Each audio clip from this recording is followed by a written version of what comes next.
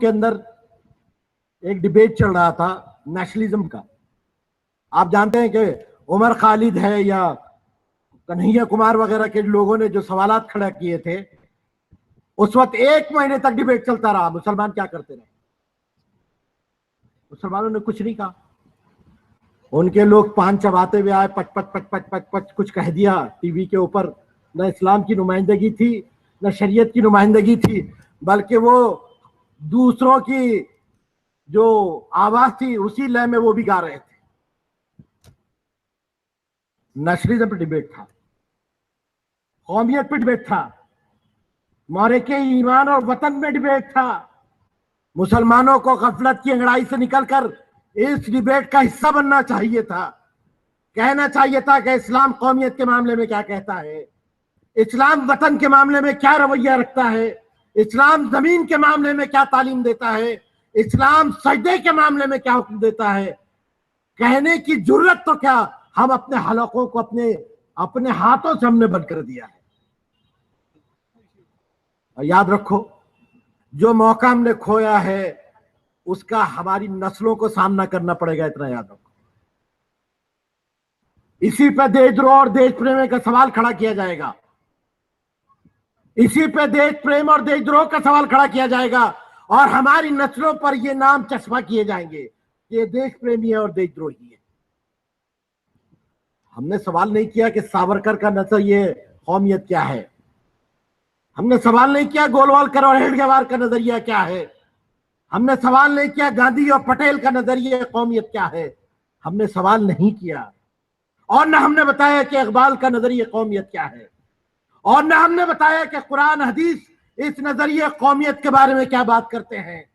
याद रखो, इसी नजरिए के ऊपर देश प्रेमी और देशद्रोही के सारे फतवे लगने वाले हैं, और आइंदा हमारी नस्लों को यह सवाल का सामना करना पड़ेगा। हमने ये लकीर खींची नहीं है, इनसे लंबी लकीर खींचने की जरूरत थी, हमने नहीं कहा। जब जब ईमानियत और वतनियत में मारेका होगा, वतन और ईमान में मारेका होगा, तो मुसलमान का वजन किस पलड़े में पड़ेगा, हमको कहने की जरूरत नहीं कहा। हम आज भी मौका है, कहने की जरूरत पैदा कीजिए, कहिए कि ईमानियत और वतनियत में जब भी मौलिका पैदा होगा, मुसलमानों के वजन का हक ईमानियत के पलड़े में पड़ेगा। नारे तकबीर, नारे तकबीर, नारे तकबीर। वतन से आदमी को लगाव हो सकता है, वतन की तरफ झुकाव हो सकता है, वतन से ज्यादा मोहब्बत हो सकती है, लेकिन वतन की ताजीम नहीं की जा सकती, वतन को सजदा नहीं किया जा सकता, वंदे मातरम नहीं कहा जा सकता, भारत माता की जय नहीं कहा जा सकता, सूर्य नमस्कार नहीं हो सकता, न योगा हो सकता है, न गीता पाठ हो सकती है। यह हमारे ईमान के खिलाफ है, यह नहीं हो सकता। एक लाइन खींचिए, ये लाइन खींचिए। अगर ये लाइन आप खींचेंगे नहीं तो याद रखिए नस्लों को भुगतना पड़ेगा, नस्लों को भुगतना पड़ेगा। इस लाइन को अगर हम खींच नहीं पाए, और ये वक्त है कि हम किस्म की बहसें चल रही हैं, इसमें अपने रोल को प्ले कीजिए और हक और खुदा लगती बात कीजिए। ईमान का जो तकाजा है उसकी आवाज पर लब्बैक कहिए, मसलहत के तहत आवाज को दबाइए मत, ठिठर कर रह जाएंगे, नस्लों का नुकसान करेंगे, उम्मत की बर्बादी का जरिया बनेंगे, और तारीख में एक सवाल या निशान जिस पर आता है इसी उम्मत का किरदार बन के रह जाएंगे। इसलिए हक बात की है। कुरान कहता है, या अय्युहल्लज़ीना आमनू क़ूलू क़ौलन सदीदा युस्लिह लकुम अमालकुम यगफिर लकुम ज़ुनूबकुम, कि लोगों खुदा लगती बात करो, यही जहाद है। अफजल तरीन जहाद इसी को कहा गया है। अपने नफ्स पर जहाद करो, अपनी जबान से जहाद करो, और जब वक्त आएगा तो अपनी कुव्वत का इस्तेमाल करो। ये जहाद के जितने जरिए हैं, इन इब्तदाई जराए को पहले इस्तेमाल करो। हक बात कहो, चाहे वो किसी को अच्छी लगती हो बुरी लगती हो, हक बात कहो। कूलू कौलन सदीदा, उससे दो काम होंगे।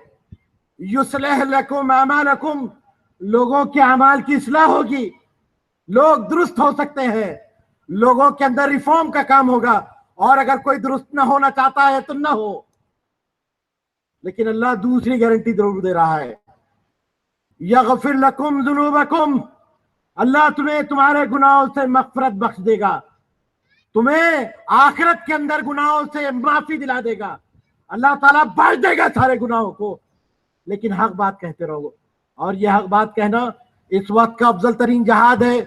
इसके ऊपर यह हक बात कहने पर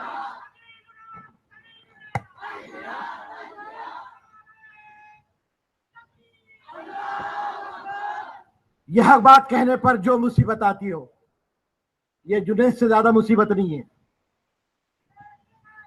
यह हक बात कहने पर कोई मुसीबत आती हो तो यह अखलाक को पहलू से ज्यादा मुसीबत नहीं है। यह हक बात कहने पे कोई मुसीबत आती हो तो यह उमर गुलबर्गा और मोहसिन पूना से बढ़ के कोई मुसीबत नहीं है।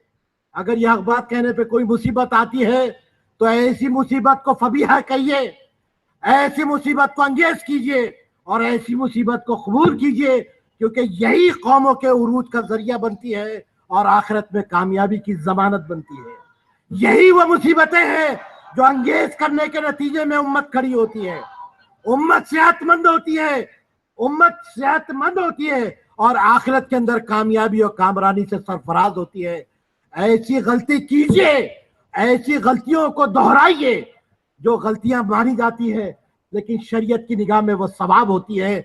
ऐसी गलतियों को अख्तियार कीजिए अगर भारत में इज्जत और वक़ार के साथ रहना है। बातिल की आंखों में आंखें डालकर बात करना है तो अपने रवैये को हक के साथ तब्दील कीजिए, हक के साथ तब्दील कीजिए। जिस दिन मुसलमान हक के साथ अपने रवैये को तब्दील कर देगा और हक के साथ खड़ा हो जाएगा, इस जमीन के ऊपर अल्लाह उसको सुरखरू भी करेगा और आखिरत भी उसकी संवार देगा। ये अल्लाह का वादा है। इसी पैगाम के साथ कि हर हाल में खुदा लगती बात करो, कॉम्प्रोमाइज मत करो, मदानियत अख्तियार मत करो।